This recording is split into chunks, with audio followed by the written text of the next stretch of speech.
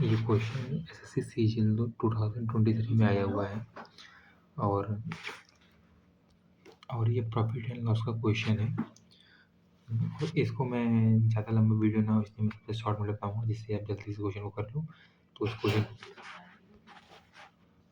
तो मैं ये क्वेश्चन आपको पहले अच्छे से समझा देता हूँ, उसके बाद मैं उसको बताता हूँ कैसे करना है, ठीक है।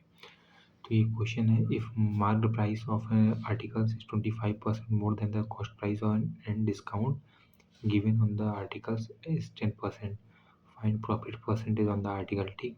तो इसको मैं रेशियो मेथड से करता हूँ, लेकिन बताता हूँ क्या कह रहा है क्वेश्चन। तो क्वेश्चन कह रहा है कि जो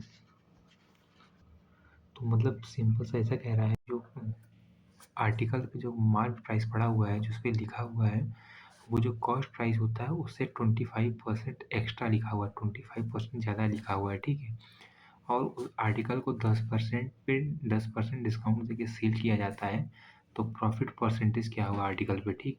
तो मैंने आपको इससे बताया हुआ था कि जो डिस्काउंट मिलता है वो हमेशा मार्क प्राइस पे ही मिलता है और जो प्रॉफिट एंड लॉस होता है वो हम कॉस्ट प्राइस पे देखते हैं, ठीक है। और मैंने आपको बताया हुआ था सबका मतलब क्या होता है, मार्केट प्राइस का मतलब क्या होता है और कॉस्ट प्राइस का मतलब क्या होता है और सेलिंग प्राइस का मतलब क्या होता है, ठीक है।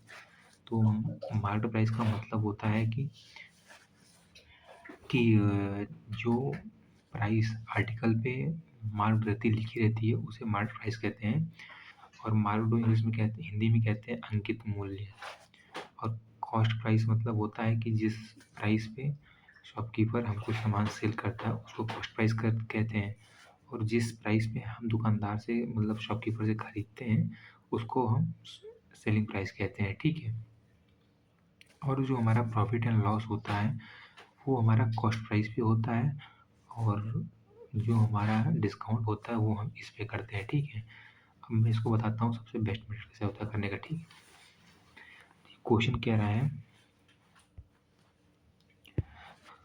कि जो हमारा जो प्राइस मार्क की हुई है आर्टिकल पे वो 25% कॉस्ट प्राइस से ज़्यादा है, ठीक है। तो मैंने कॉस्ट प्राइस को 100 ले लिया, ठीक।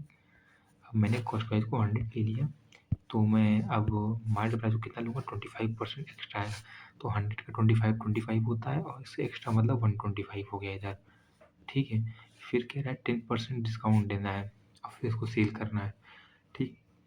तो 10% डिस्काउंट मैंने आपको बताया हुआ था, ये हम जो डिस्काउंट मिलता है वो मार्क प्राइस में मिलता है, ठीक।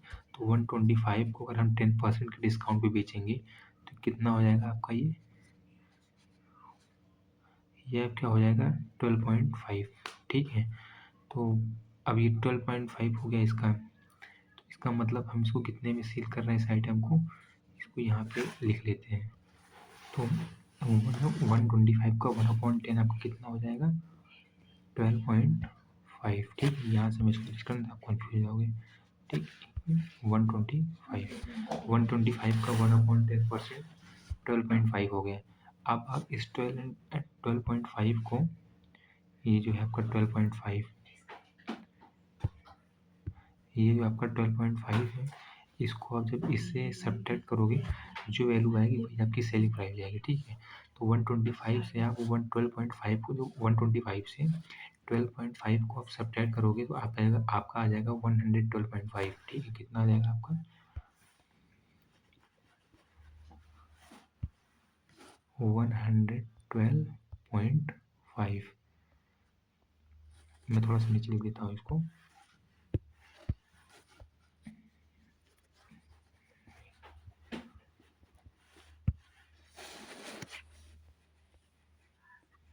एपी सीपी और एसपी, ठीक है। ये आपका 100 था, ये आपका 125, आपने इसको सेल किया 125 को 10% डिस्काउंट पे सेल किया तो ये आपका हो जाएगा 112.5।